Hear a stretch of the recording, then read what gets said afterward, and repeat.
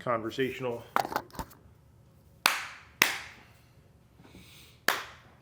All right. I guess that will be good to, that's like a double and a double. I don't know. You're trying too hard. I'll have a lot of audio to play with. You will. I'm actually what I'm seriously curious about is the longevity of those synced to the video. That is truly what I'm curious Since about. apparently it's an issue. It is. Because the last video I tried to edit for my YouTube channel, which I released today, I had to use the garbage on-cam audio from the GoPro because those sounded like Godzilla about 10 minutes in. It was pretty bad. Yeah, if you've listened to our Breakfast Anytime recording from PopCon that we put up, we had to use your scratch audio from your Blackmagic camera because I got trash from what my stuff was set up as. But it's, it's good enough. Somehow your Blackmagic clear all the way back the back of the room picked up enough to make it a usable show. Blackmagic for the win. Good job, Blackmagic. Great job. With the Panasonic with DJI mics plugged into the it's a monster, and it's half in the bathroom. So welcome to episode. This would be 11 of Geek Speak. Yes, so we are here. It is a name. Yeah, I named the podcast Geek Speak. It is. There's another gentleman that came up with an interesting name that was even better than the one I had because it's called The Common Language, and Alex has a podcast that I swear I'd love to steal his name for it because it's beautiful because it was the common language of playing different games. So I appreciate his name, but I ended up going with the analogy of Geek Speak because in the Geeks first nomenclature, it was geeky, I was talking, and it is me being geeky, talking, or geeky speaking about different things. So that's kind of where that name originated from. I am totally open to changing it, but for now, I feel like I'm gonna stick with that for. I wasn't judging. I was commenting that it had a name. I didn't realize it did. That's great. I put the extra. What is that called? The market research. Just kidding. It was not market research. Works for you. That's all that matters. So. But yeah, it's intriguing. So you've done so I guess let's do a first introduction. So I have two great individuals here, and we are in an Airbnb for PopCon. So by the time this comes out, you can't do anything because we'll be gone from here. Yeah. That got weird. I hate telling people I'm away from home. That's okay. Psycho. Even though you already did. Well, but this will be out like way after. So it's fair. You'll never know.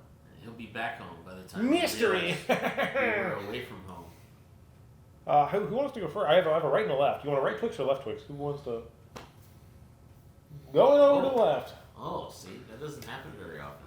I know. That's why I did it. Yeah. Well, I'm Big Don. I am.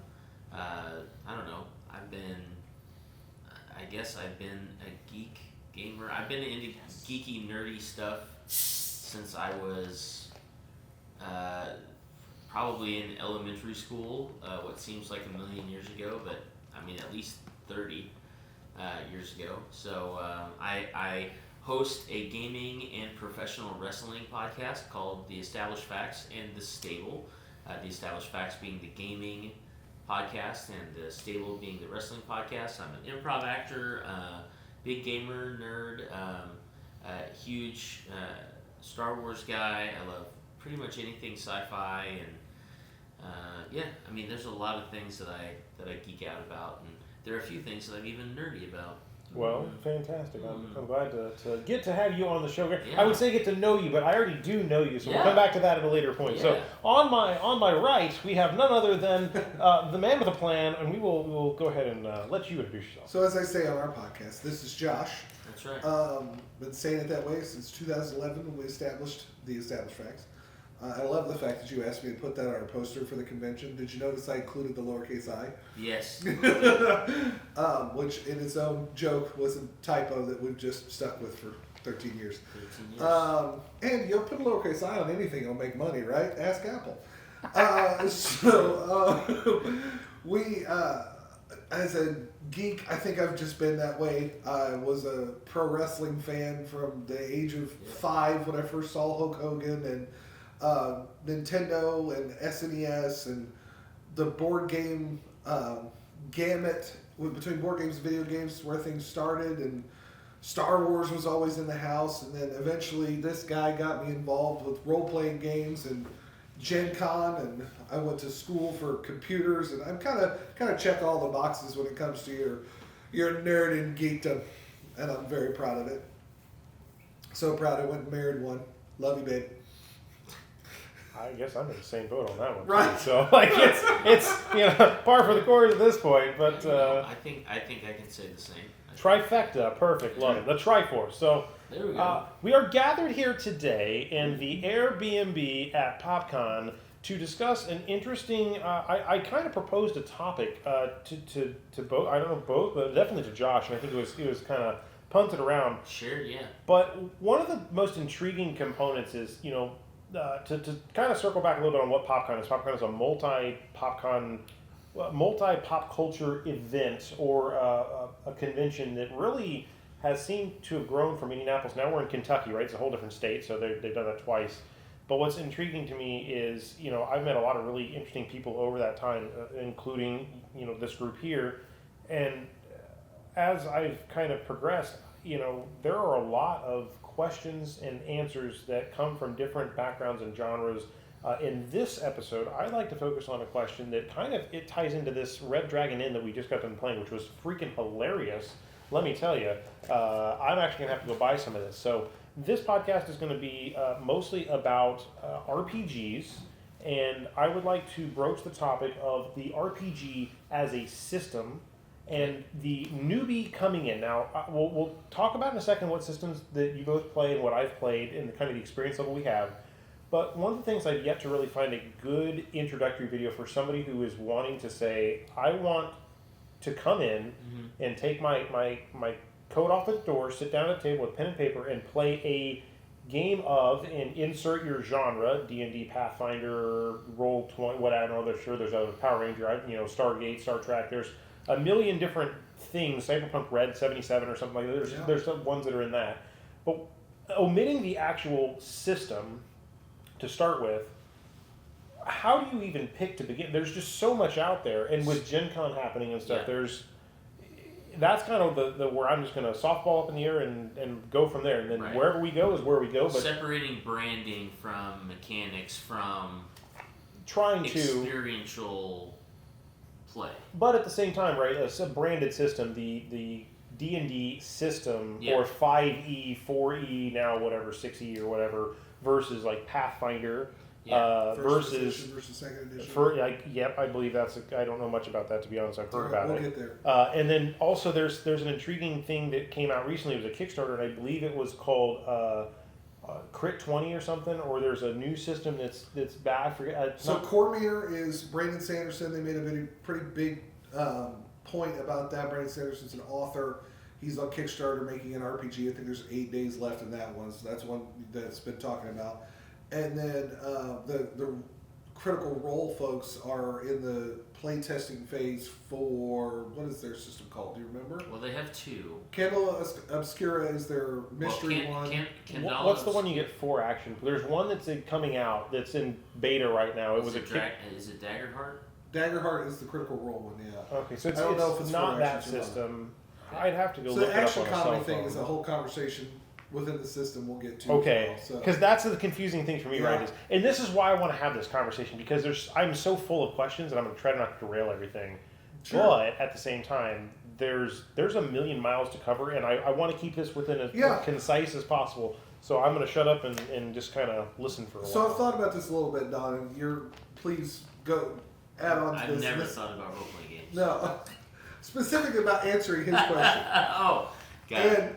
And I've tried to come up with different ways to word this and different mindsets around it, but I just, as you were talking, came up with, I think, 3 things that I think are a great place to start when it comes to looking for an RPG system. And it's experience of the player, the genre or type of story they want to play in, and how much math do they want to do. And I know that might seem very specific, but for some, that is that last one is more about how much time do they want to spend learning the system. Okay. So not just because experience is one thing. How much role playing have you played over the years, versus the time commitment on how much time you want to spend learning the system.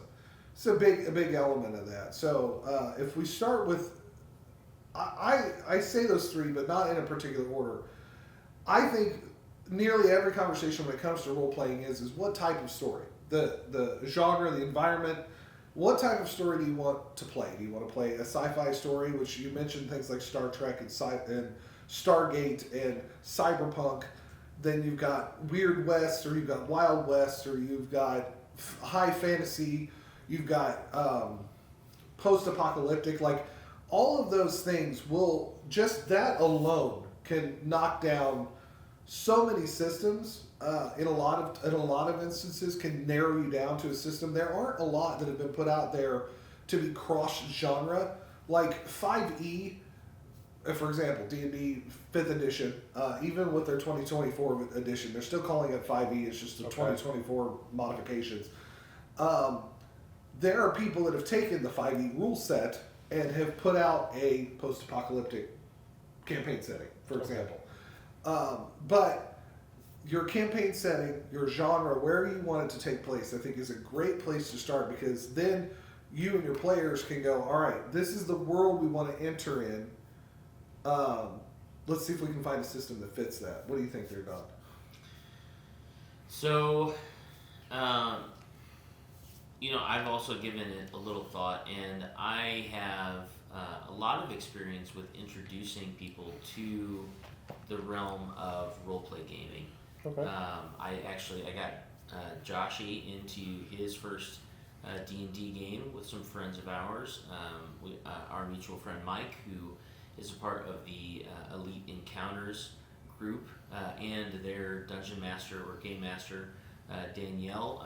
Danielle actually was kind of the our first game master for as a group. Yeah, the three you of had us. somebody before that. Yeah.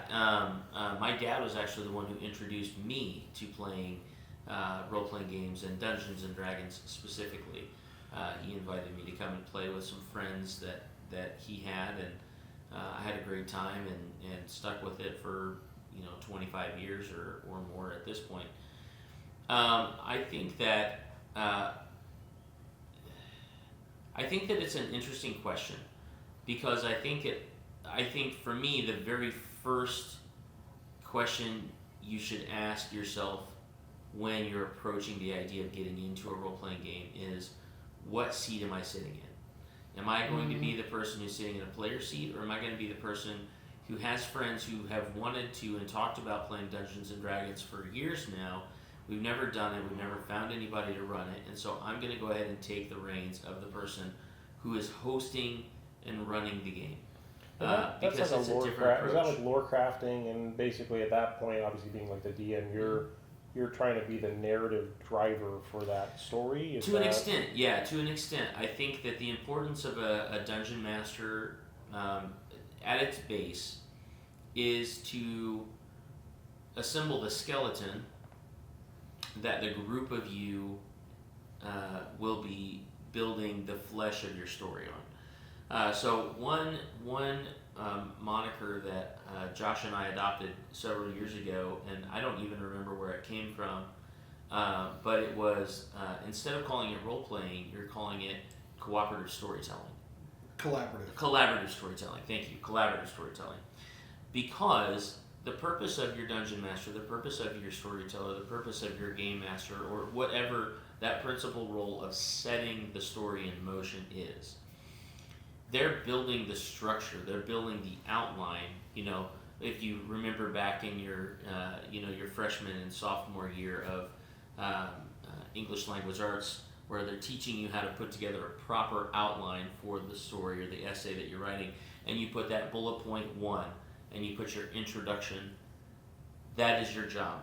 You as the dungeon master, you as the person who is setting that initial lore, is to build the structure, build the sandbox in which you and your players are going to have that collaborative storytelling opportunity.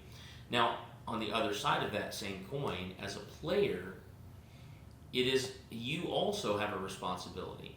You have a responsibility to recognize that you're getting ready to sit down and you're getting ready to share in a storytelling experience.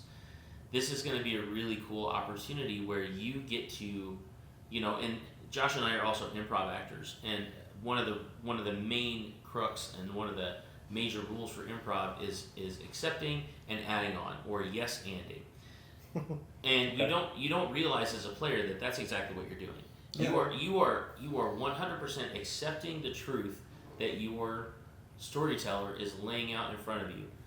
We come from a war-torn nation where our country has been battling a neighboring country for 175 years, and this all started because two brothers could not cooperate together when their parents died, and it split the kingdom in two. And so now we are children of our grandparents that had started this war, and now we are dealing with the ramifications of what this war-torn country is after 175 years of war, whatever. If that's your foundation, you now have to accept that as a player to say, okay, so what does that mean for my character? How does my character start to build out from that? And I think that when you are coming to the table as a first-time role player, you have to understand that there is going to be, and it doesn't have to be a lot. You don't have to be extremely creative.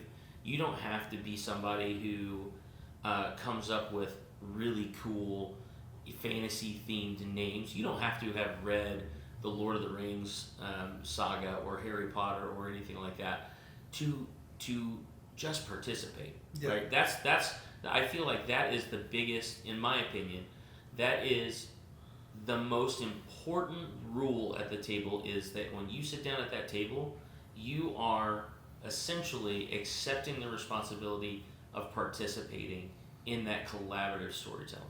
Look, I'm gonna listen, but I'm gonna grab that boogie board because I have questions and I don't want to interrupt, but I want to write some of these down. I think that boogie board would be a good. I didn't think about that for a second, but while you keep chatting, I'm gonna grab.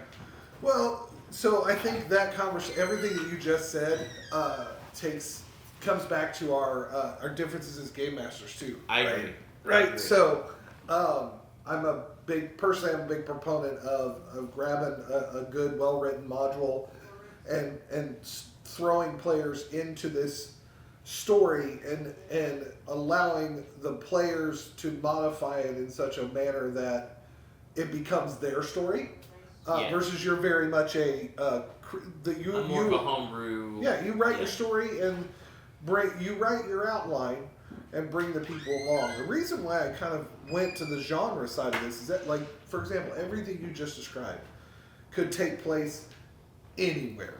It could take place high fantasy, on a spaceship, on multiple planets, anything along those lines.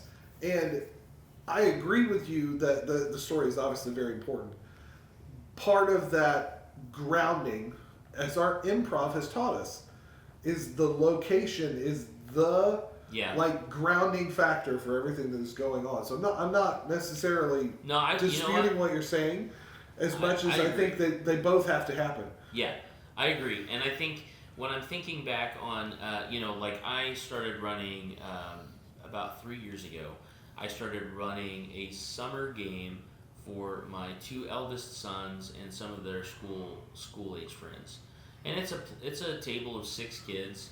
And I do it for a couple of reasons. One, I want to run for my sons. 2, I want to run for their friends that they see at school. And 3, the parents of those kids, I want to give them a 2 to 3 hour break in the middle of the week during the summer when they are just tearing their hair out because they've been around their children for the last 6 weeks. And so I will say this year I took a bit of a different approach because I've been running out of a module. Right. For the last 2 or 3 years with these kiddos. And I can just tell that some of them are checked in and some of them are checked out. And so I had a conversation with them, and I think that this is, I think that this is a great, starting opportunity. And I agree with you. I think that understanding the setting will help you be grounded in the play, because I immediately asked them at the beginning of session 1, or really, and we can talk a little bit about this too, session 0, in the world building and the character building of session 0. I said, what kind of setting do you want to play in? every one of them gave me a completely different answer. Mm-hmm. I said, okay, that's totally cool. What kind of characters do you want to play? Obviously, they all gave me some different, some type of different kind of character. And I started thinking to myself, and I said, how do I build a setting that these kids will gravitate towards and grow roots in so that they can really start that collaborative play? And then I realized that one of my favorite shows, one of Josh's favorite shows, one of Josh's wife's favorite shows is Doctor Who. And I thought to myself, how fun would it be to be a kid who can literally travel to any reality, any dimension, any world, at any time, do these really cool adventures, and then come back and tell your friends about it, and they just think it's some sort of weird fever dream. And so that's basically what I did. Was and steal this idea if you want. Please, we love giving away free ideas. So basically, I started them on their last day of summer school in character. All 6 of them are human kids on the last day of summer school, and then they all meet up in their school's radio room, and they meet this guy that has this stone tablet, and basically through this interaction, they end up teleporting to this special room out in the middle of nowhere, and there are just 12 archways, and when they activate a certain artifact, an archway opens, and they walk through that archway, and basically I build a one-shot around whatever that theme is. Nice. So, do you mind if I take off from that for real? So let me explain kind of where this whole conversation in my eyes came from and why I'm having this conversation now. Yeah. So I am a newer D&D player. I say newer because I am now just beyond 1 year of playing. Okay. And we can forgive you for it. Yeah, I know. I got sucked in. And here's what was interesting. So the D&D group that I participated in was, and you mentioned the word one shot, so it was pitched to me as, hey, you want to try this out? Come to this session. Let's do a one shot, right? Hook. And then it was truly a one shot for the very first session, and then after that, it kind of was like, well, hey, I have this world I rolled, I have this whole thing, and the GM, his name is Matt. He seems like a very cool person because obviously we've been getting along really well. But in the D&D edition we're playing, which is 5e, from what I understand, the group consists of the DM, me, one other gentleman, and apparently this is against all odds, there are 4 females in the group as well. So the group is fairly leaning toward girls versus guys, and it apparently is not a very common, but we all jive really good together so far. But originally in that system, it was supposed to be a one-shot, but it was in another world, and we kind of did some weird conversion in the middle where we left I think it was his world, but transplanted us into his grander scope of something else. But what my class was, and what I kind of chose, because it was a very simple kind of learn to play, was an assassin rogue kind of a thing, which over time has now morphed into something called a swashbuckler, I think is the term. Yep. So that is my experience that I have, just to lay out in case you want to link any of that. But that kind of gets me into, you mentioned one-shots. Why would somebody, as an example, if you're going to look at your LGS and go and say, hey, I want to participate, right? Yes. But somebody in our group, right, we have that 6 to 8 people, but we have another group the same night, which is 6 to 8 people, and we have a slosh group, which is 6 to 8 people. We have anywhere from 16 to 24 people on Monday night coming for D&D, and that is insane to me, the amount of people that come to that. Yes. Well, it's funny, I was coming back to one of the other points I was making when it comes to experience, right? Okay. So you're asking about the one shots versus the either your home brewing or versus. Because really, this isn't a one shot anymore. We're so deep into this session. He's like, we got another 56 sessions planned. He's like, you're here for another year, buddy. Yeah. So he's got you in his own homebrew campaign. There's something he's written up. Yep. Like that's awesome. And the lore is extensive because of experience, right? He's very experienced. I'll give you a couple perfect examples. A lot of us primarily play Pathfinder. I know you said you started picking up SSD20. Mm-hmm. So Pathfinder is the current role-playing game system produced by Paizo Publishing. They are on their 2nd edition of Pathfinder. It is a high fantasy Dungeons & Dragons competitor. Dungeons & Dragons is on its 2024 revision of the 5th edition of Dungeons & Dragons built and sold by Wizards of the Coast, owned by Hasbro.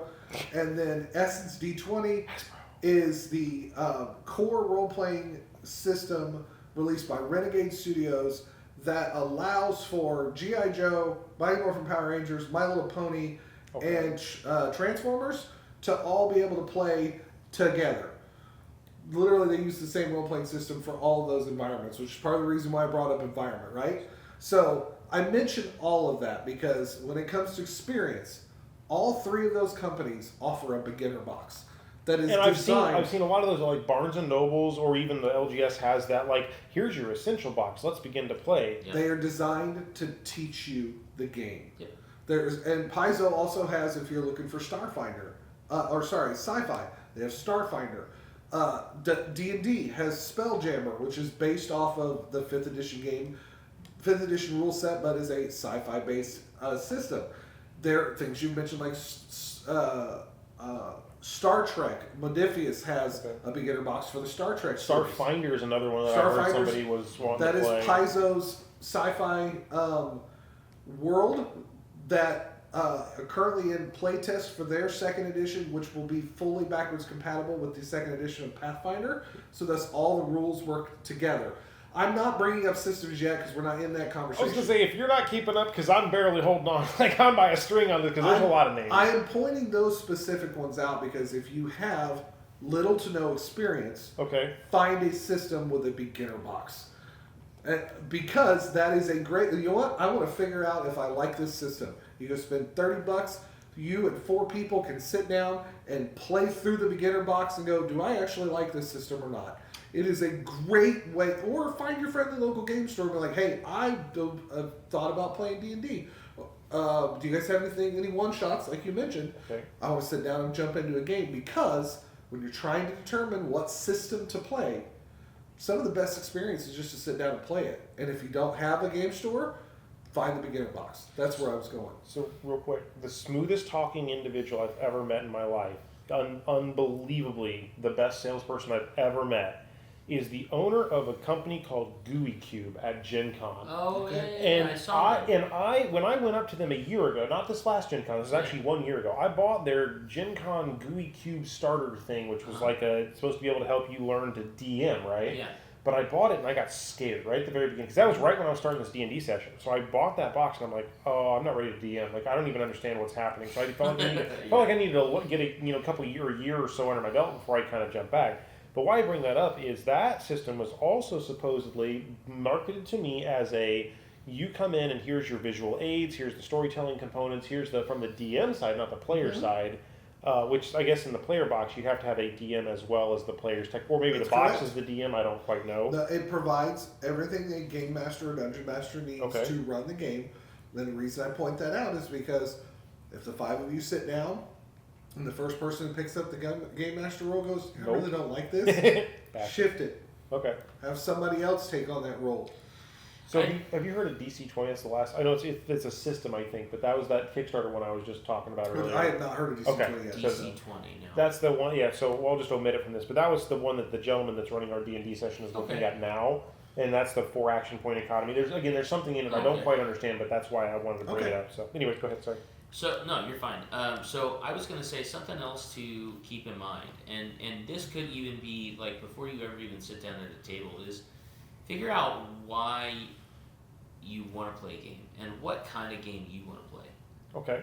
You know, if you're somebody, like, I'm a huge Star Wars fan. I love Star Trek as well. West End, wasn't that an original? Those were like the old RPG books from a company called Yep. And then there are systems out there like GURPS and stuff like that are these Traveler that are these they are purely role play systems that you can plug and play any setting into. Right. Okay.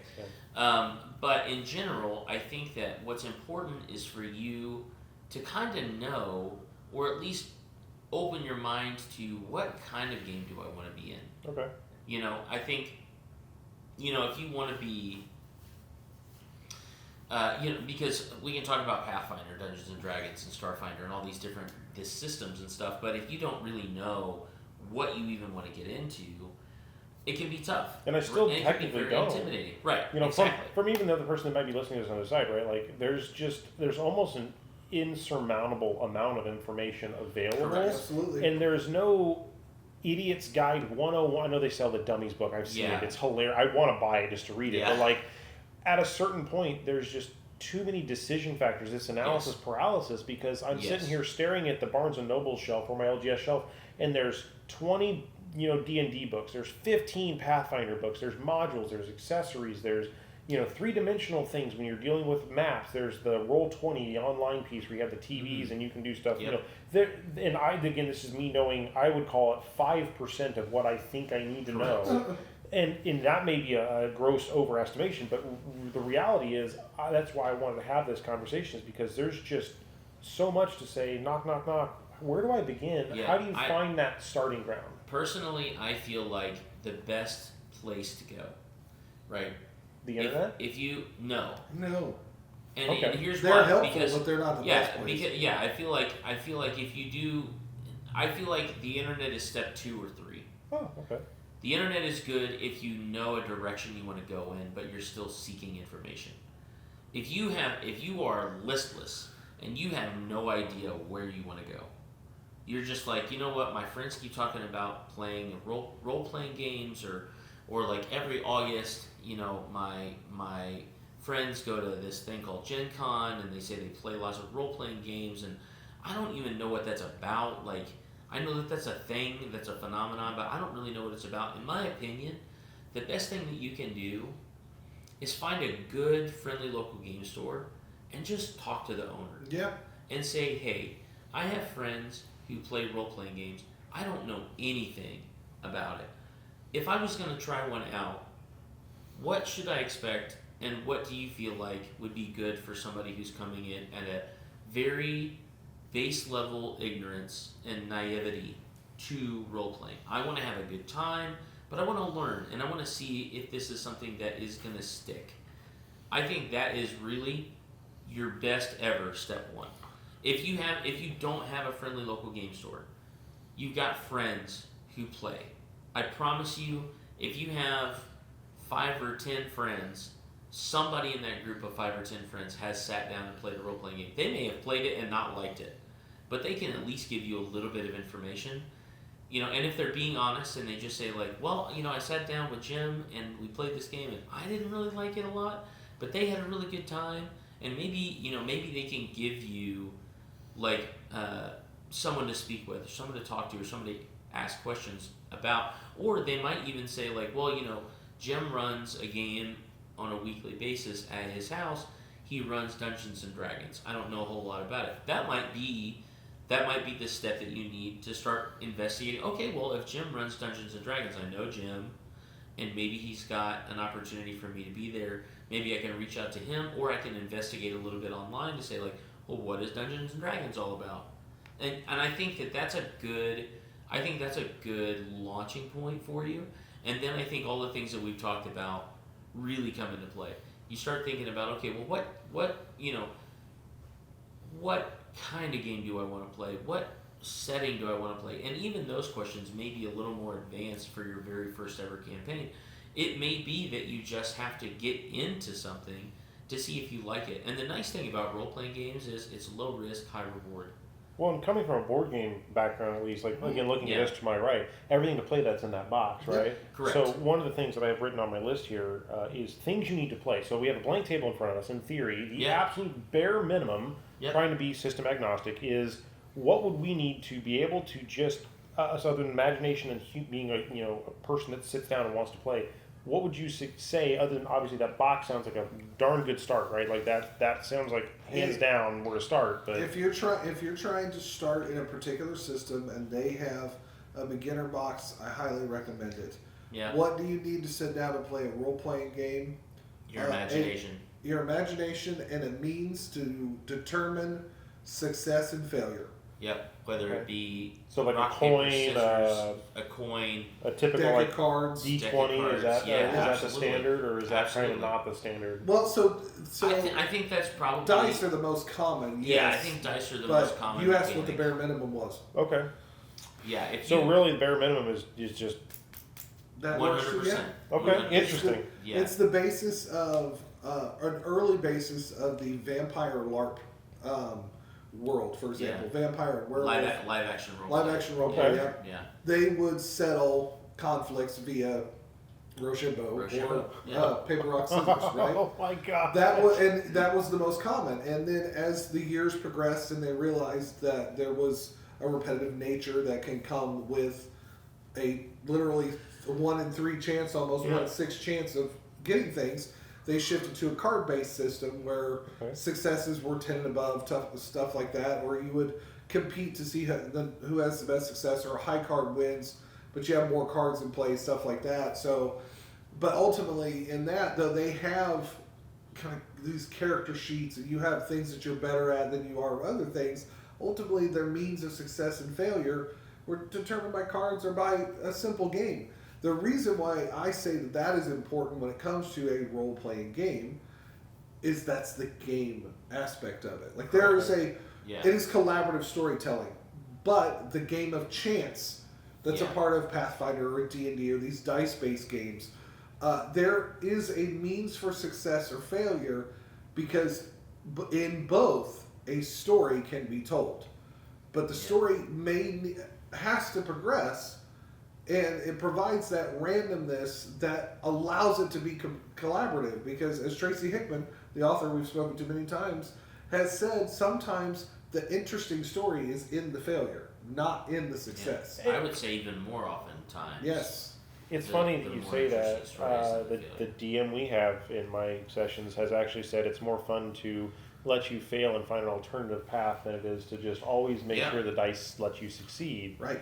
And I don't think I really understood that until a recent session where we had some, what do they call not a TP, a TPK is a total party knockout. Kill. We haven't had that yet, but we had one player get killed. Okay. And I guess the general rule he has is like if that happens, you sit out for one session but come back in the next, and they try to wrap you back in the story somehow so you're not sitting there forever out. Which I'm sure that's a whole other ball. Like just I guess the DM aspect, that's a whole that bucket I'll just pick up and leave the side. Because I am sure there's a whole conversation around storytelling and how to interact with the people and how to read the room and I mean just things I've kind of watched him. Yeah, go get you a psychology degree. Yeah, like it just seems like very. I love people watching, so like I feel like that would be a fantastic thing. But you know, I don't know. Yeah. Anyway, sorry. So no, your question was valid. What does it take to get started? And it's your imagination and a means to determine success and failure. Yeah. Okay. That's really all you do need, and because everything else, when you sit down and you start playing, I'm going to jump into a system just to use it as a little bit of a backbone to build off of, right? So let's say you decide Dungeons and Dragons because it's so popular and it's kind of pop culture now with so many different companies out there producing like a Dungeons and Dragons or Dungeons and Dragons related game, right? Okay. Or stream, something like that, right? They're on Twitch, they're on YouTube, they're on Facebook, they're on all sorts of It's probably the things, fastest system to learn how to play because it has hit the popular culture the most recent. I would say that it's at least the easiest to get exposure to. Yes. I wouldn't say fair. that it's necessarily the quickest to learn, but I think that it has the highest amount of exposure, and therefore it has a much higher yield when it comes to finding opportunities to get into a Dungeons and Dragons game. Yep. But let's say that that's the direction you decide, at least for your first game. You're like, you know what? I'm going to do this role-playing thing. I've been hearing all these things about this Dungeons and Dragons. It's been out for 60 years. Let's try it out. Let's do it. 50, sorry. You're right. Greater than I've been alive. Check. Yeah. Right. It's just celebrated 50 years. That's why I said that. Yeah. Okay. So you're going to sit down with people and you're going to start building out a character. Can I pause right there? Yes, absolutely. I have a major question about that. This goes back to my statement earlier about my group that I'm with that was apparently the DM, 2 gentlemen and multiple girls, women. And it apparently, 1, that's an oddity. 2, apparently the GM has told me, because I've asked some questions about how, to handle certain situations within the room or things of that effect. Not like from a human standpoint, from a character standpoint, because they're playing different classes and stuff. But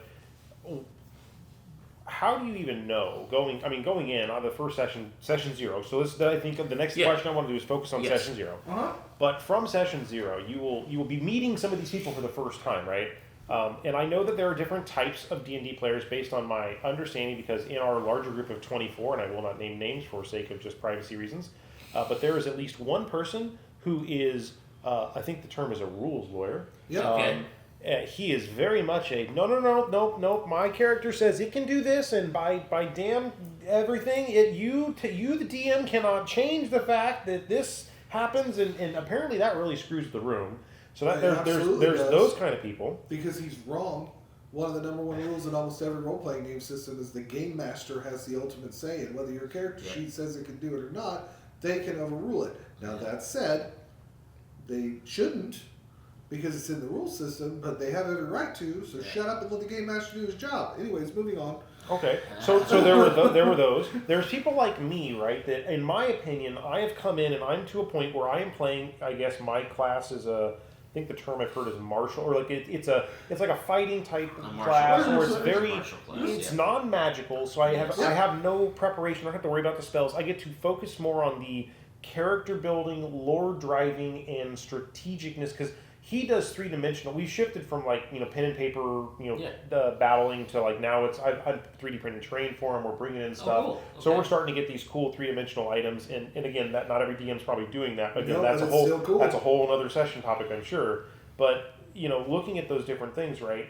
That gives a whole avenue for his communication style, and whether or not me as a person will jive with their storytelling, with the personality, with just the general, I guess, ambience of the group. How do you handle any of that? I know that's a lot of random directions, but that is where my question is. It's open-ended, and I'll let you all run with it from there. Sure. But that's where my brain mush is at this magical Lado clock. So I feel like the importance of kind of the subject that we're leading into with session 0. The importance with session 0 is honestly not to worry about what anybody else is doing. Okay. To have an idea on what you would like to do, because such a huge part of that collaborative storytelling opportunity is for you to have trust in your character, right? Okay. When you walk into a room as Jacob, you understand what skills you bring to the table. That's all you're doing, is you are building a fictional character that has skills, that has life experiences, that has done things, whether they be good or bad, holy or unholy, whatever that might be, to shape the person or character that you are upon session 1. And what session 0 is important for is not only starting to shape and hone the edges of that character, because you kind of built, with your stats and attributes, you build the algorithm of your character, right, based on what kind of class it is, what sort of ancestry or background, or whatever those. I randomly rickrolled half of my stuff great. Because the funny thing to me when I first got to that point, right, is again they had an experienced player at an LGS that when I walked up and said, "Hey, I want to do this," they're like, "Let's go to a character generator on," and that gets into the application, because I know there's a lot of digital aids now. Yes. And I don't know where that would fall into the session stuff, but we use D&D Beyond now, I think is what it is, and our characters are in that campaign setting. So now the DM, I guess, has, from my understanding, has access to those, so they can see your items, your inventory, what's happening, and things of that. But do those game aids, in your opinion, assist or take away from the experience? Is there a scenario where those are detrimental, or are they considered useful tools in how they are leveraged for a game, or is that a more nuanced answer? I think that it is. I think it's a very nuanced answer, and I'll tell you. I compare it to the difference between eating chocolate and overeating chocolate. Okay. Chocolate in and of itself is not a problem. But when you have too much of it, I think it takes away from what it is, right? So when, in my opinion, and now I am a pen and paper, physical dice player. I love physical dice. I don't have any problem whatsoever with people using digital dice, and for the game that so we play a Pathfinder game with Josh and his wife Deb. my wife, my brother, and a very good friend of ours. Actually, two very good friends of ours because we just added an additional player. Most of the people at the table use physical dice. Most of the people at the table have printed out character sheets. But Josh uses a digital game aid called Foundry, and with Foundry, he's able to lay out the map. And we have like on a TV. So that would be like those gaming tables like Gen Con where there's like a TV upside down in the middle of the table. Okay. 100%. We have ours usually up on a wall so that we can see it.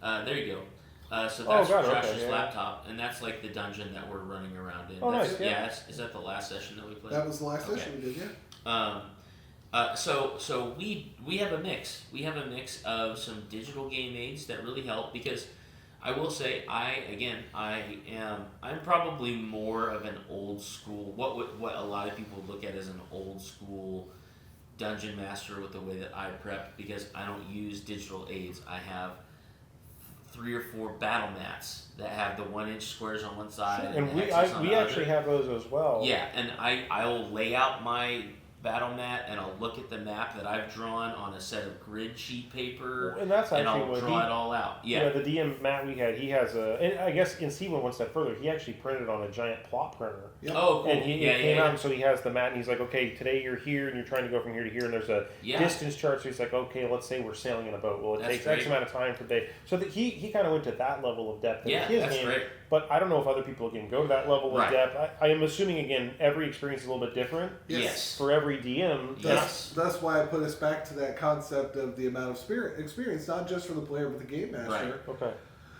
And the amount of time they want to invest. So that's why I come back to I love being game master for the group we're in. Part of the reason I like to go with modules, particularly modules that, frankly, somebody else has already put the work into. Okay. So when Age of Ashes, which was the very first Pathfinder Adventure Path for Pathfinder 2nd Edition, has not made it to digital platforms because as the system has evolved, they've made rule changes and stuff. But now that they have a partnership with the likes of Roll20, as you mentioned, a digital, a web-based portal, and Foundry, which is more localized, though you can run it in the cloud, whatever. They now have those partnerships where somebody spends the time to make these downloadable versions of the module that you can pay X amount of money for. And then they already, like you just go into Foundry, I'm doing the Abomination Vaults with another Pathfinder 2nd Edition dungeon crawl. But I literally I take their tokens, their players, put them in on the map, and the doors are there, the effects, the lighting effects are there, the fire. Is that the one where like the cone of view, or so? I've seen a version where it's they call it the fog of war. You can see like only this, and if you turn, there might be a monster right off the edge, but if you're not looking at it, it's out of your sight. That's correct. Yeah. So the systems like that, and I, as a technology nerd, love seeing stuff like that. / I, who am not an artist, doesn't have to go through that process. My wife and I have utilized this, have had this realization very recent, not even very recently, but very much your time and your money are the things you probably assign the most value to that are not your direct family. And depending on where you are in your job and financial situations, one will become more important than the other, right? Sure. So for us, if you have our time is way more way more important, and we've got the money. So I'll spend $50 to buy a module on Foundry so that we can just get up and going instead of spending the time to do it, right? That makes sense. And for others, they're willing to put more of an investment in, right? Sure. So, well, time is money. That's always the phrase I keep hearing, right? And that's kind of the weird part that I'm learning about is I'm at this crux as well, kind of where he was just talking, is there's, you can go out and invest in these systems. So I'm to the point where the reason this video is important to me and why I'd like to get it out to a grander audience is now maybe looking at the systems, right, is obviously it's best to play the system that's at your LGS or some place that people have a connection to because, right, then you have that physical in-person, that flesh and blood, no pun intended for my flesh and blood audience who I primarily play a TCG called Flesh and Blood. Oh, gotcha. And one of their mantras is play the world, play the game, see the world, but they want to do it in flesh and blood, in physical presence of being in person. Yeah. But I understand all these digital aids allow for digital, and there's plenty of that all over the place. But coming back to the physicality of it, when you look at game systems and you look at the environments and getting the camaraderie, some of the craziest interactions have been, I roll a dice, I look at this, and I look up at the table and I say, oh, shit. And I'm staring at them, they're cracking up laughing that we just, missed a jump from a cliff or whatever, something, but you're seeing it live in that person, in that atmosphere, that ambience that's in that area. But when you look at systems, right, the dollar amount, back to the time and effort and energy thing, if I'm going to invest in a system, which right now I'm playing D&D 5e, sure. There's X amount of money in a player's handbook. There's X amount of money in the DM guide, and I'm assuming in Pathfinder there's a handbook and a DM guide. There's the starters. But once you jump out of that starter, how each of these systems are a little bit more unique. There's digital guide. I've seen that there are digital versions of it. There's, if you look hard enough, there's PDFs for everything, I'm sure. But just looking at the perspective, how do you pick a system, or can you take the same experience? I want to have warrior versus wizard and go head to head in this little combat scenario, and then that gets uplifted and you now shift it to the Pathfinder system. You get to experience there. Then you lift and shift it and you go to that, it's called SSP 20 is what I wrote down, but it's not. Okay. Yeah, what was the system it was called? You called it earlier Special 20? Spec 20? DC 20? No. D20? The one that you were talking about, because there's Pathfinder. Essence. It's 20. Essence 20. So, let's say you put it in that system. I don't know if it's an actual systems, but that's what I'm looking for. Like, trying to understand maybe the differences between, if you were to put the same scenario down, why would one maybe rank higher than another to a particular individual? Or as a newbie, right? I'm not the rules lawyer. I'm not the person that's hardcore into some lore. Yeah. How does a person in maybe the wild blue yonder, other than just saying my LGS only plays D&D 5e, so I'm stuck with 5e, how do they pick a system, or maybe go to their team and say, hey, I know we've all been playing this campaign, but let's look at switching or starting a new campaign in Cyberpunk 2077 or in Pathfinder. How do you have those conversations? Is that... It's part of session 0. So I was just looking this up, and of course now I'm having somebody look into our website because it's having some issues. It's a whole other thing, right? We episode 141 in 2017. We recorded our first podcast about the importance of session 0, and I know it's come up so many different times. But you asked the questions that we've brought up so far. What type of characters? What type of story do you want to tell? Where do you want to tell the stories? And if what is it you want to get out of this next gaming session or campaign? And if it is the game master going, you know what, I'd really like to try this system. Okay. Or if it's the player going, I would really like to, I've been really into Cyberpunk 2077, the video game, and I think it'd be really cool to do a game inside the Cyberpunk universe. And I thought I saw that Cyberpunk Red was a game system that was out there. Do we think we can look into that? And if the publishers are smart, they make those games available both in PDF and physical forms instead of locking them behind a paywall, D&D Beyond. Yeah. Bazinga! I've heard. Apparently, I guess in the D&D Beyond app, if somebody buys it, you can share in your campaign setting with other people. If they're the dungeon master, supposedly. They can share it with people inside the campaign, but outside of that campaign, you can't access any of that information. Oh, that's interesting. Yeah. Sad, but that's... I think that from my experience, a lot of times people's first game is kind of thrust upon them. Like, maybe they are wanting to get into a role-playing game, but it's kind of like, unless they're taking on the helm of the local dungeon master, game master, storyteller of whatever game they're going to run, you kind of walk into a room and you say, hey, I'd really love to sit down and play a role-playing game. And they're like, all right, have a seat. This is what we're playing.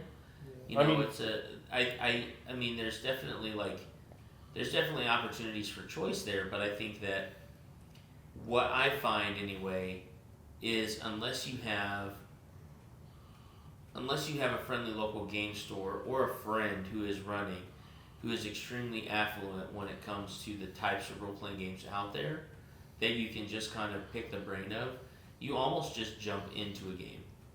Well, even when I came into the D&D session, which was that one shot, they were already, I think they said, 12 to 15 sessions in on what they were doing with different various one shots. So it wasn't even a brand new thing. Right. It was this one shot led to this next one shot, which led to this. But what I'm experiencing as a first time player, and maybe this is a thing that happens to everybody, so I'd love to hear your experience on this. But if my character, named Mordecai in this example, Great name, by the was the very first character I've ever generated, I guess, Uh-huh. other than I had a very brief experience at one point where I had a wizard way back in the day, didn't know what I was doing. I walked into a game and I somehow cast Fireball in a cave. We rolled a 1 and it killed everybody in the party, and I just I'm done. So that was like years ago, and that's why I don't play spellcasters apparently. I died by way of Fireball in a game once. but I basically came in blind, made this character, and I've now fallen in love with it. That I don't know what I will do when this character, if this character does blow up. Like there's a part of me that now it's like this went from a one shot where I had the mindset of it's one time and what's going to happen to now it's like this has almost become a part of my essence. Where when I walk in and I have that mindset and I've sat at that table, I am this thing, this person, this character, and God help me if something bad happens. Like it's just okay. You take on the. It's almost method acting. You take on the mentality and the characteristics of that character, and it's almost like for a minute there, you have a level of escapism that leads you into really taking ownership of that character. The very last session I was in, my DM said, "Hey, I'm proud of you," and I was like, "Why?" He was like, "That's the first session in this year that you've been doing this, that you actually really started to experience the role play." That's it. Because I'm so very tactically focused. I play a lot Yeah. of board games, card games, and miniatures games that I loved the combat because I'm like, okay, how do I get from here to here and do all these things? But I finally have started to get into the character piece. Yep, ROLL versus ROLE. Oh, that's ROLL roll versus ROLE. Okay, character. got it. Yeah. Okay, interesting. Yeah, and honestly, I think that is probably a struggle that a lot of newer players have. Is understanding the difference between the mechanics of the game and the purpose of the game. Okay. Right? The purpose of your game, the purpose of a role-playing game is to take on the aspects of your character, even just for the 3 or 4 hour session that you're playing it. The mechanics of the game is you describe what you're doing, you roll a die, you have a result, and that's what happens. Okay. Right? We actually just had a conversation not long ago about gamer stories. And I said one of my favorite things about gamer stories is what is that? So I'll explain. Okay. So a gamer story, at least the way that we define it, but a gamer story is basically when you are extremely excited about something that happened in your D&D session. Okay. And you're like, let me tell you what happened. So here we were Or standing your in game front of the... experience, period. Yeah, So yeah. the way you visualize a video game or a board game, your telling of how you interpreted that gaming moment. Yeah. In this instance, Yeah. we're talking about RPGs. Yes, So. absolutely. And so I was commenting that one of my favorite things is when somebody has a really cool gaming story. And it was when we were doing our interview with Tracy Hickman the Wednesday before Gen Con this year. And he was talking about how, as an author, you almost give up, and I'm paraphrasing a little bit, but you almost give up ownership of your story once it's published. Because now it's in the hands of the reader. Got it. And the reader is interpreting your story in their eyes. It's their movie. It's their movie. They're the ones reading it. They're the ones interpreting the characters. I remember when Twilight came out, and my wife had read the Twilight books, and she's like, I just don't know that I agree with the casting because this is what these characters in my head were supposed to look like. It's her story, right? She has ownership of that story. And one of my favorite things about a role-playing game is when you finally get that experience with the player and they've really invested in that character finally, like something in their head, that switch flips, and their ROLL play turns into ROLE play, and they walk in with just this infectious joy, and they start telling you about how they were in the cave with the dragon. They were the ones who scored the killing blow. Not their character. Not their character. They were there. Right. And it's this ownership that players have. And honestly, as somebody who is a player and a GM, that's one of my favorite. Yep. That is one of my favorite experiences. And I think that it can be, I would say that the internet for pop culture for role playing games sometimes misrepresents the true experience of a role play game at a table. That's true. Because you watch and don't get me wrong, like I love watching shows like Critical Role. I love watching things like on Dimension 20 and stuff. Those experiences are so vivid and they're so cool. But I think that the real treat is being able to be at that table when those things are happening. It's cool to experience them from a distance and see other players going through them, but it's even more impactful when you are so into your character.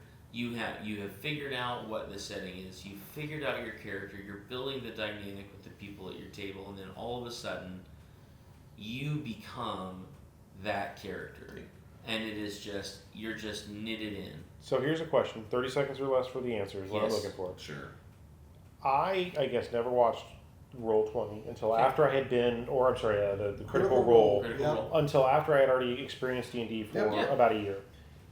Is it better or worse in your single sentence answer for a individual to know or expect?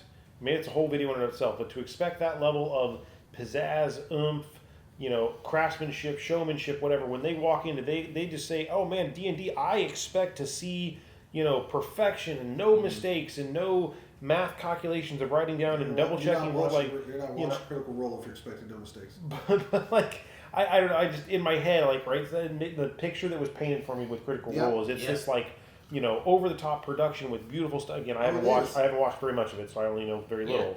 But like, should players expect that, or is that just a bonus if that is the truth? It is a bonus if it is the truth. Do not put that pressure on the game master. But more than that, don't put that pressure on yourself.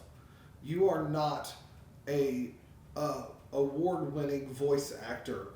You are not a person who has been game mastering for most of their life, whether it's Matt Mercer or Deborah Ann Wool or Brennan Lee Mulligan or Aria Avangar, whatever her name is. Abria Avangar, thank you. Abria Iyengar. Whatever, messed up. You're not those people. Neither the game master, and you're not the players. But what you are is your unique player and your unique game master. And you should be very happy that you had the guts to do it.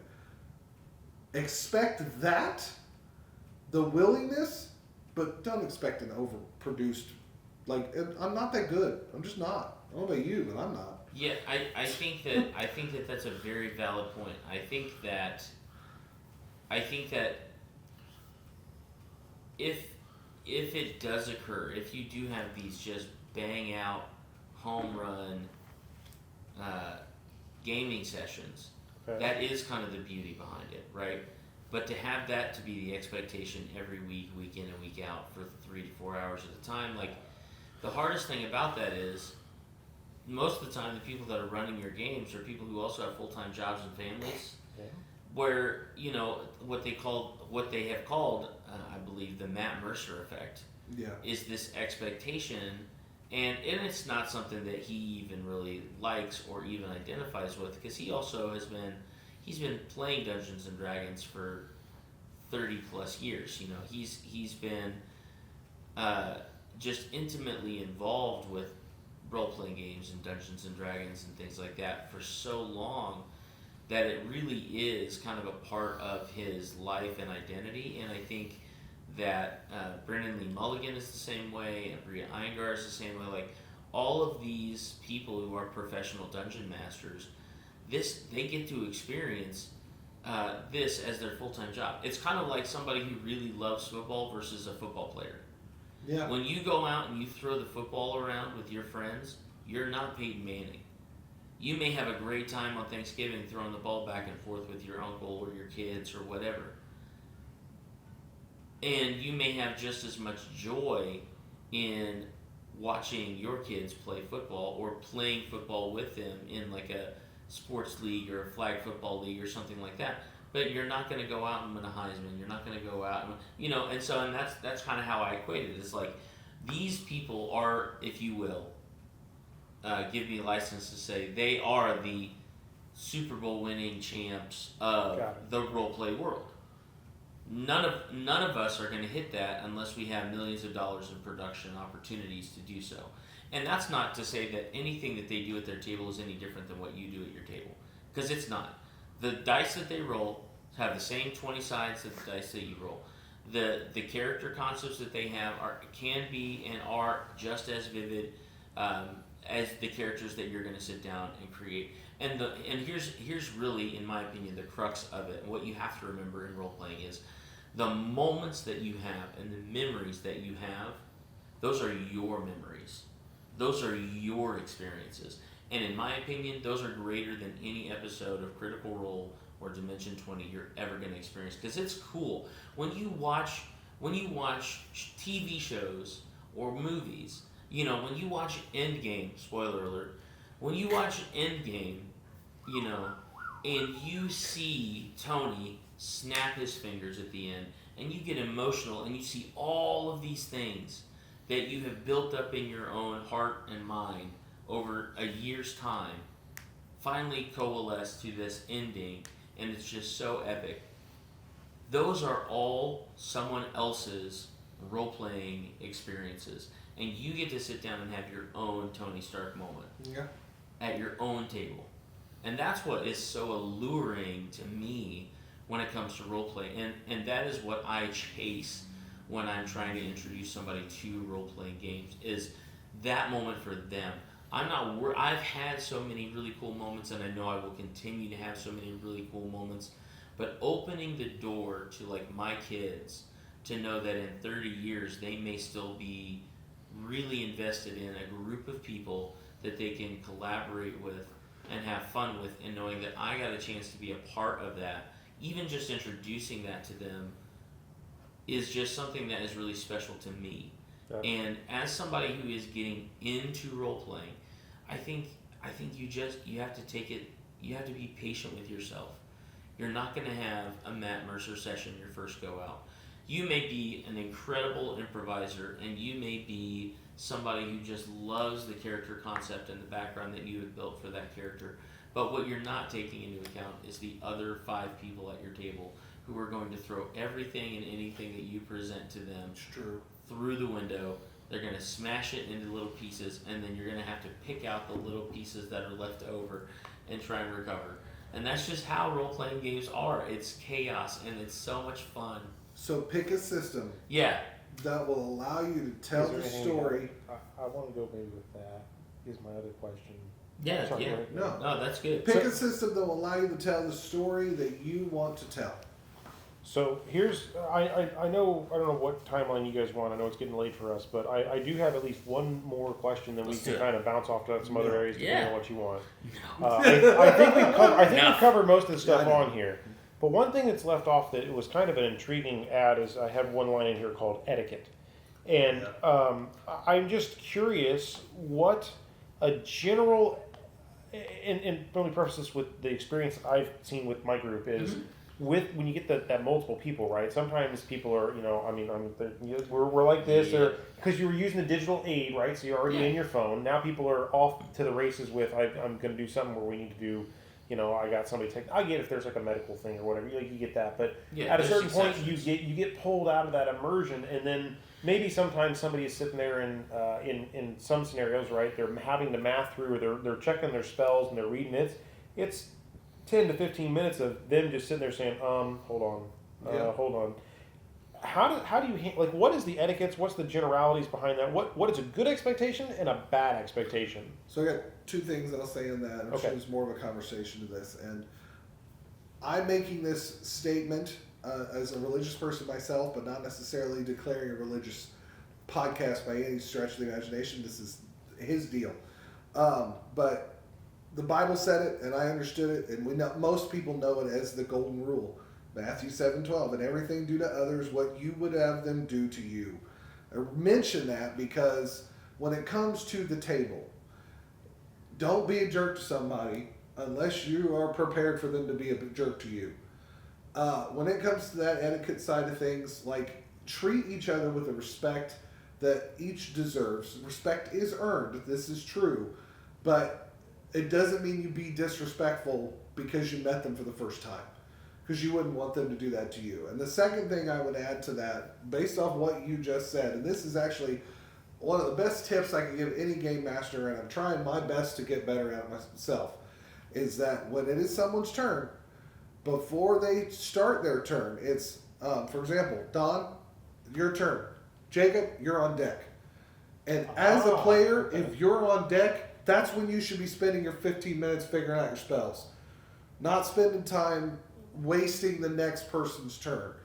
And if you can even do it, depending on how big the battle is, tell the next person, and you're after that person. Like this last session, I tried to be very deliberate about it. Like, hey, you're up next, or there's a couple of bad guys, and then you're up. Because combats, especially in the heavy math and action systems, as you get, these guys are 14th level in this game that they're doing right We're now. nowhere near that. And it gets up to 20th because of the way Pathfinder does these adventure paths. They're rapid fire, high level systems.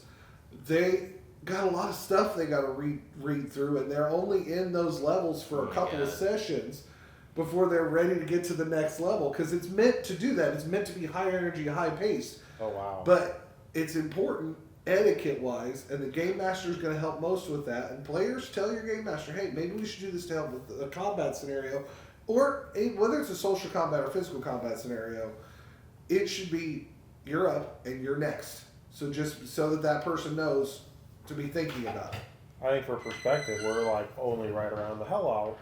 I can just edit this out. Okay, do you hear your pocket? I think what's interesting is I think we're in the D&D 5e system. I think we're only at like level 8. Okay. And that's after like a year of play. Dude, So I have no idea if that's that's good- like that's a good considered. progression. That's a That's great good. progression. No. Pathfinder's Very well, different first beast. off, no, we've been playing Age of Ashes for 2 years. Yeah. Just because life. And those, the way they write those, particularly, they're meant to be 6 months, where you play once a week. Oh yeah. For 6 months. Is that the cadence level that a D&D like we are No. playing once a week? So is one time, one 4-hour-ish session a week? Is that considered general rule for what That people would be follow? great. I think I want to get back to your etiquette question. But to Okay, answer, yep, sorry, no, go to ahead. get- no, you're good. To answer your question right here, I think that is a subjective answer, and it really is based on the party of players at the table. Because, like, Josh and his wife Deb, my wife and I, our friend Kayla and her husband Mike, all of us married, have children. My brother, not married, no kids. He can play every day, all day, until his eyes bugged out of his face. Okay, yeah. I love when we can get together once a month. Yeah. So I think that. Wow, okay. Yeah, so I think that it's really subjective to the people it's that that third are thing involved. that I mentioned, the time commitment, how much time. So you're my experience able to then put is in. very unique in the stance that we are a very religiously once a week, every Monday. Yeah, we're lucky to have there, it once a week, and it's not just 1 or 2 players shows up. It's the whole party Yeah. is either coming Yeah. in live on Discord through a Discord phone call where we There have you a go. monitor, and they're participating with a webcam over the thing so they can still see what's happening. And when I was a couple remote, like honestly, if this lasted till Monday, I would probably have remoted in on Monday just to be able to participate, assuming I'm not driving or whatever. But like, I would have participated in that. So it sounds like that's not necessarily the norm, but it can be for certain. I think that it probably is closer to the norm than like the once a month thing. But I will say that in general, I don't know that it is extremely abnormal for a group to only be able to meet once a month, especially when you're talking about a group of adults who are playing. I mean, who have schedules kids are and stuff, complicated. yeah. Oh yeah, yep. But like my dad's retired. He plays once a week with his gaming group, and it's. It sounds like a great low-cost retirement thing. To be honest, I'm glad I found this out because, honestly, if and when I ever get to retire, all things considered, it sounds like this would be a great 1 day a week, thing. Yeah, he You plays. connected with My your dad friends? plays. Yeah. Yeah, my dad plays every Sunday. As a matter of fact, when we started playing Dungeons and Dragons together 30 years ago, or I guess 25 years ago, we played every Sunday. We had 2 dungeon masters in our D&D game. and we would alternate as long as the We've the seen that in some of the story. groups we have. Where Yeah. they'll go back and forth. Yeah, and we actually all had 2 different characters. Oh, cool. So we Okay. played 2 separate games with the 2 dungeon Oh, masters. interesting. Okay. Yeah. So they but- were playing the same game every other week. That makes sense. Or Yeah, so, yeah. like we would. It would depend on how the story was dictated. We wouldn't like end a story session, and then go, okay, next week we're playing the other game, and we're like, but we're literally in the middle of a battle right now. You know, we would finish out the storyline, and then we would flip over to our other characters and play a couple 3 sessions in that, and just kind of play back and forth because it gave each one of the dungeon masters who were really passionate about running their stories. But it gave them each a break for a little while, which was good stuff. So Yeah, that middle table with the group session we have where there's the my group, another group in the other room, and that wash table. I guess that table is kind of each DM takes a turn every other month or so coaching any new people to come through, that's and they awesome. do that. So they trade off. I don't know the exact kind of cadence to that, but it is very similar to that regard. Nice. So that's kind of crazy. So etiquette, back to you, Don. yeah, so I would say etiquette. It's a big word. It is a big word.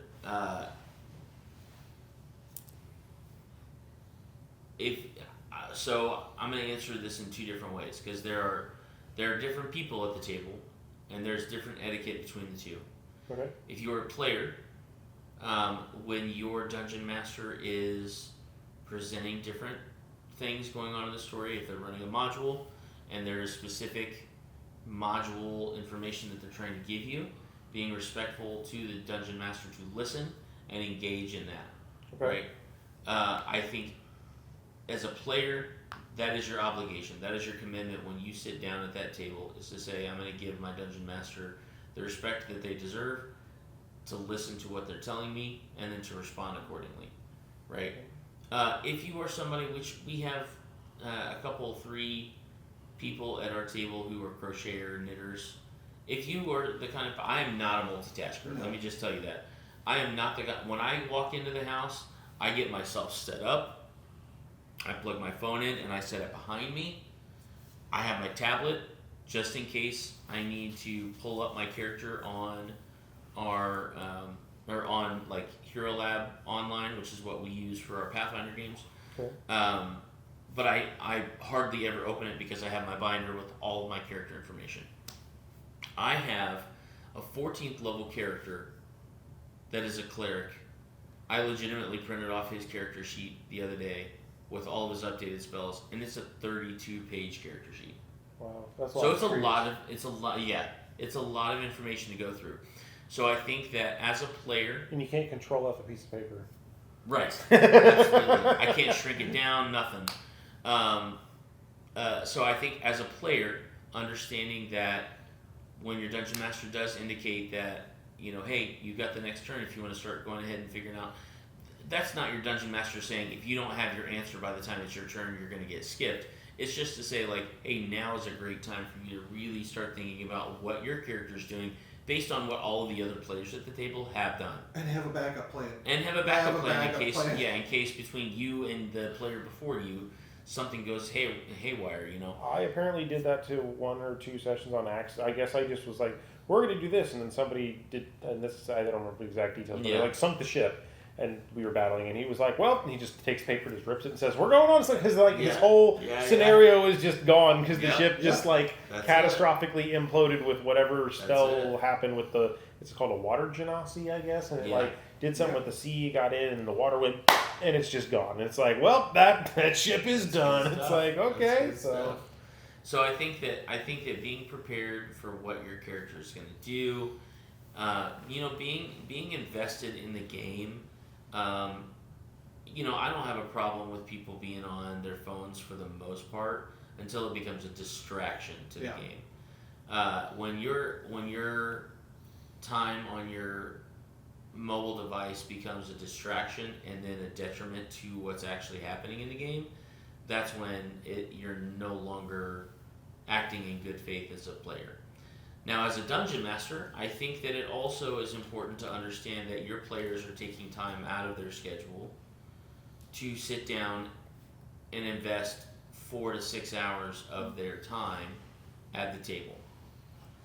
And I can be guilty of this, but being prepared with the information that you have that you're going to give them, even if it's literally just I skimmed through the information that I did this at Gen Con. I was running a brand new D20 game for a company that I had run for last year, and I had not gotten a chance to get through all of the material 100%.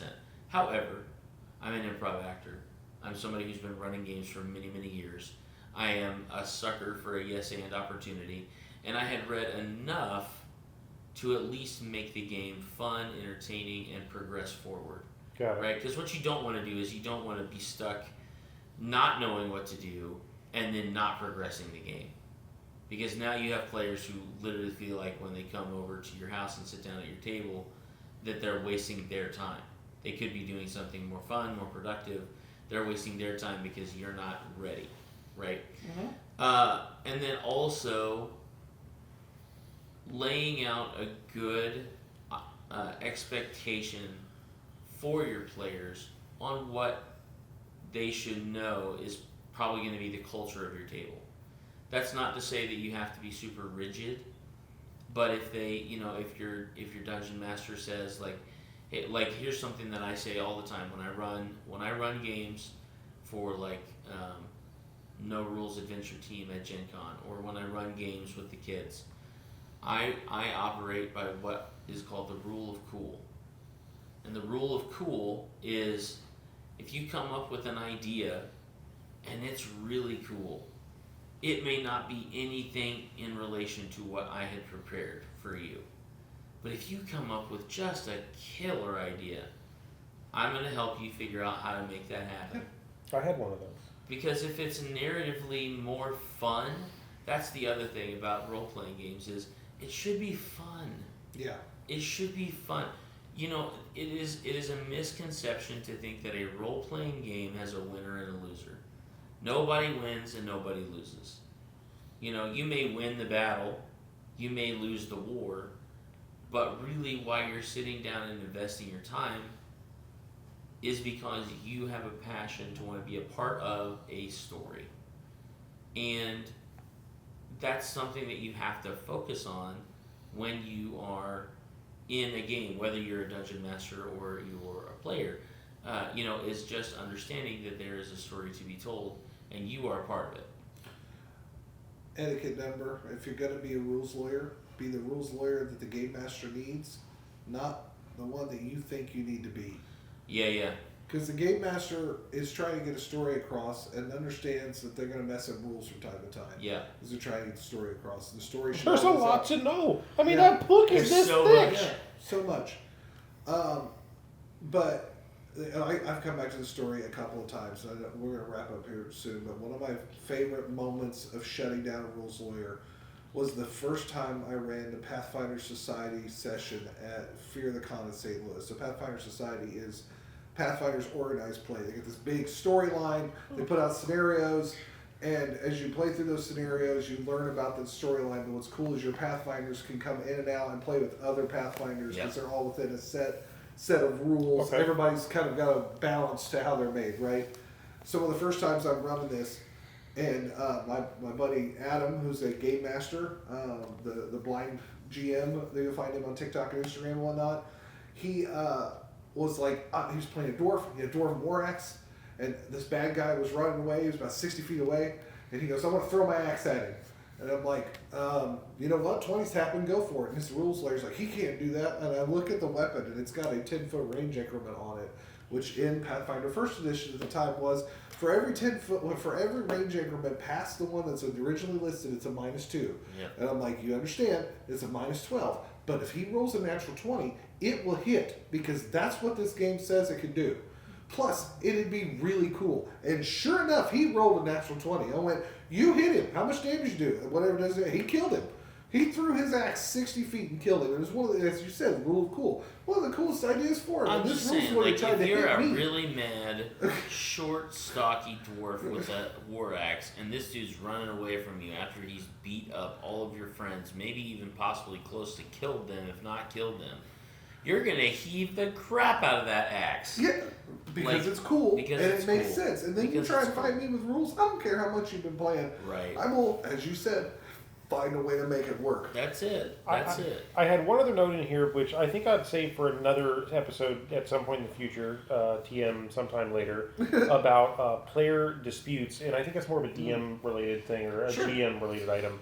But I think at this point, what I'll say is let's wrap up with I know there is a specific thing, and I'm hoping you mention it. If not, I'm going to key you into it because there's a thing you guys do on the PopCon stages that never ends, and I'm curious to talk just briefly about that. I think that's what you guys do. The never-ending dungeon that we've done at PopCon Indy the last few years. Yes. Correct? So like there's that, and then really the last thing is where people can find you if they want to, they like wrestling or want to check out you guys. Yeah. That's something that I'd like to throw. But that's really the final bits I have. I know it's like I said, we were pushing the envelope with lateness here, so it's. So you can find us at theestablishedfacts.com, youtube.com/theestablishedfacts, facebook.com/theestablishedfacts.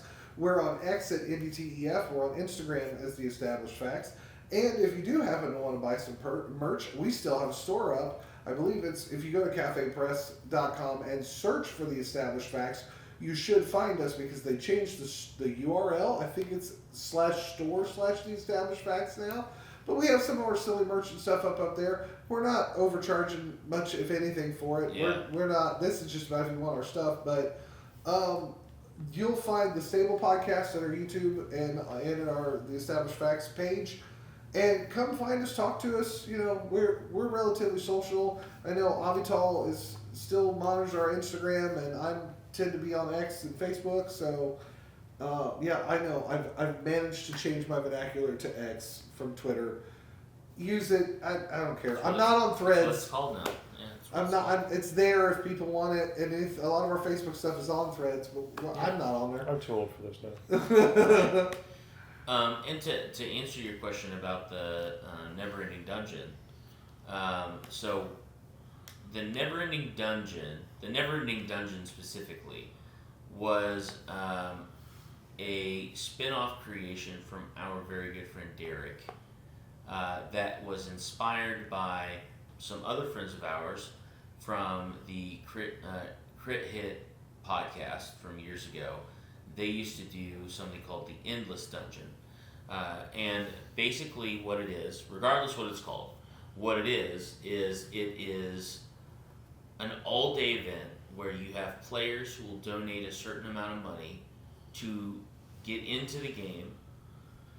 You give them the option on several different classes that you can sit down and play, and then essentially you run them through this massive multi-room dungeon crawl, and they run into different scenarios, different monsters, different traps, different experiences, all for the sake of raising money for Children's Miracle Network. And because we live in Indiana, and specifically Indianapolis, it helps raise money for Riley Children's Hospital. We've done that now 2 years in a row. We brought it back from our friend Derek, who ran it for a couple of years at PopCon before moving to Texas. And Bub from the Crit Hit podcast, he used to run it for a charity fundraiser. I cannot remember the charity that he used to run it for. But you can find the Bubbernaut on Twitch. That Bub. Oh Yeah. Gosh, I haven't seen him in a long time. Yeah. Hopefully he's doing good. He has lost a lot of weight. Still Yeah, runs a good channel. I followed that on Facebook for a while. So. Yeah, good dude. So, so that his brainchild became kind of a spin-off creation of Derek, our friend Derek Knudsen, and since then, Joshy and I were asked to bring it back by some friends of ours at PopCon, and so in PopCon 2023 in Indianapolis, we ran our first version of the Endless Dungeon. And it was fun. We raised, I think, right at $1,000, or just like $1,011, I think is what we had last year. Mm-hmm. And then we did it again this year, and I think we're close to, because technically the campaign is still live and active, but I think we're close to like $1,500. No, we're just over 1,000 as well. Is it? From a team perspective, we're at 1160. Okay, 1160. nice. But you can find You us. apparently had more people donate later. I didn't know you were at 275. Oh, nice. Oh, there you go. Look at How that. many at 15? Yeah. We need $185 to give. I'm not looking for the medal for me. It's the medal for the podcast. Yeah, it's we- nice to have yeah. the medal up so They we can send show you we're a supporting them. cool. They send you a cool medal with the extra life because we go Oh, through nice. extra life. Okay, yeah. They send you a medal with the extra life logo on it, and we had one that we got from last year because Joshi and I ran it as like a combined thing, and he just set up his account on there. Well, this year I set up mine because I had some friends at work and stuff that wanted to donate, but we're still running it as it's a team. Oh, I'm at 885. I need 115. Nice. All right. So it's a team fundraiser. Anyway, that we do, and we really love doing it. The competition's fierce, folks. I know, right? Super fair. Donate now. But yeah, when we run it, you For good can cause. you can donate money to come up and play a role playing character, go through the dungeon. You can pay money. We still haven't had a lot of this, but I really want some shenanigans because you can donate at lots of different denominations, and you can just throw stuff into the dungeon. You can throw a poison bottle that looks like a health potion that somebody drinks. You can throw a dragon in there. You can, We do have a lot. My coworkers and my wife have enjoyed throwing monsters in. Yes. That was just where they're in the middle of a fight and then a stone giant just shows up just out of nowhere, Yeah. and they got to figure out how to. Or deal with it. you can spend money to eliminate a player from the game and take over their spot. Yes. Interesting. Like, there's lots of fun to it. It's meant to be. I had somebody pay to kill me so I could take back my own spot. Yeah. I mean, I just like, I'll take the money. It was Right. funny. So I came back as like a junior. Right. No, a different name. I It's a changed the different name. name. Yeah. Yeah. Same character and everything, just a different name. Where'd my brother go? Yeah. Well, final question is Yes. in 1 to 5 sentences. Yes. Final thoughts or comments for somebody that is looking for a new experience in RPG. Okay. Words of wisdom. Starting with you, Yeah. or we can go over here for whoever wants to go first. No, it's fine. I can do it in like one. I was going to make you do the whole pop off where you had to go one word a piece and just go Oh, down yeah, and we do can the do that. no. We can do that. But that's where your improv I shows was up. gonna say it may not end up the way that you might want it to, but we can do it. Okay. In 1 to 5 sentences, I would say I'm not going to rules lawyer you here. no. It's fine. It's fine. 1, 2, 3, 4, 5. We chop our fingers. He feels like Try- he's so important. Go ahead. Yeah, right. Try weird things. Find a good group of people that you can trust and that you can really dive into your character with. Find a dungeon master or a game master or a storyteller that is just as emphatic about telling the story as he is of having the story told to him. And lastly, just have fun. Have fun. That is what role-playing games are all about. Yeah, I would say those are my words of wisdom. Fantastic. Yeah. Josh? Know who you are. I am Know where you are. I am in a house. Know how you got there. And follow our rules for role playing. Rule number 1, don't die. Oh, Rule number 2, make a Don't. plan. Just understand that you've made a plan. Wrinkle it up, throw it over your shoulder because you're not actually going to follow it. That's right. And if you have any questions, please refer back to rule number 1. That's right.